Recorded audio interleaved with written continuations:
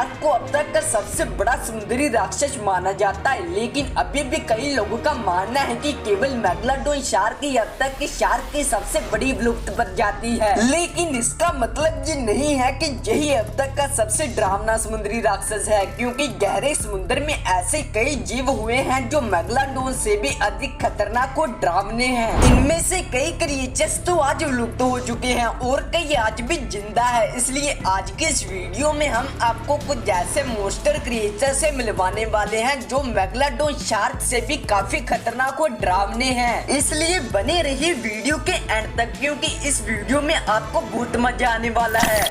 Mosasaurus 7 से 66 million साल पहले क्रेटेशियस काल के दौरान समुद्र पे राज किया करती थी। इस क्रूरकारी की समुद्री डायनासोर से काफी समानता थी, लेकिन वैज्ञानिकों का मानना है कि ये सांपों के रिलेटिव है। हालांकि ये राक्षस आकार में काफी बड़े होते थे और इनके कई फॉसिल से तो पता चला है कि इनकी लंबाई 50 फीट से भी ज्यादा थी। ये राक्षस अपने रास्ते में आने वाले किसी भी चीज को काटने और निगलने के लिए अपने ताकतवर जबड़े और लचीले शरीर का उपयोग करता था। ये अपने समय का एपेक्स प्रेडिडेटर था, जिसका मतलब है कि अन्य जीव दूसरे शिकारियों से अपनी जान बचाने के लिए इसकी तरफ भागते थे। ये राक्षस इतना खतरनाक हुआ करता था कि ये उस समय के उड़ने वाले डायनासोर से लेकर जमीन पर रहने वाले डायनासोर टीरेक्स का भी शिकार किया करता था। तो ये दानव ने ऐसा क्या किया था जो ये विलुप्त हो गया? तो ऐसी कौन सी बड़ी चीज थी जिसने इसका धरती पर से नामो निशान मिटा दिया और ये राक्षस फिर कभी नहीं दिखा? वैसे तो वैज्ञानिकों को ठीक तरह से नहीं पता कि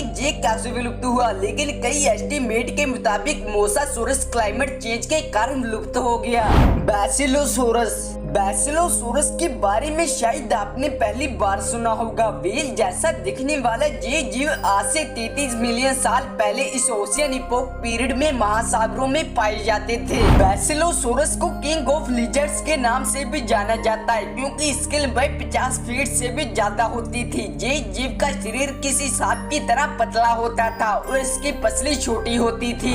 ये उस समय का सबसे बड़ा मांसाहारी जीव था। इसके कंकाल का साइज, बड़े जबड़े और विशाल दांतों को देखकर वैज्ञानिकों को भी ये विश्वास नहीं हो रहा था कि ये अपने समय का एपेक्स प्रेडिडेटर था। इसके फॉसिल मिलने के बाद जब शोधकर्ताओं ने इसके पेट की सामग्री को देखा तो इसके अंदर से छोटी मछलियों और बड़ी शार्क के कंकाल मिले। इसका मतलब कि ये दानव बड़ी शार्क का भी शिकार करता होगा। ये दानव कैसे विलुप्त हुआ, इसके बारे में वैज्ञानिकों का मानना है कि बैसिलोसोरस एक गर्म जलवायु में रहने वाला जीव था, लेकिन इस ओशियन इपोक पीरियड के अंत में जलवायु ठंडा होने लगा और इनके इकोसिस्टम और इन्हें अपनी खुराक ढूंढने में काफी मुश्किलें आने लगी, जिसके कारण इस ओशियन इपोक पीरियड के अंत में ये प्रजाति विलुप्त हो गई।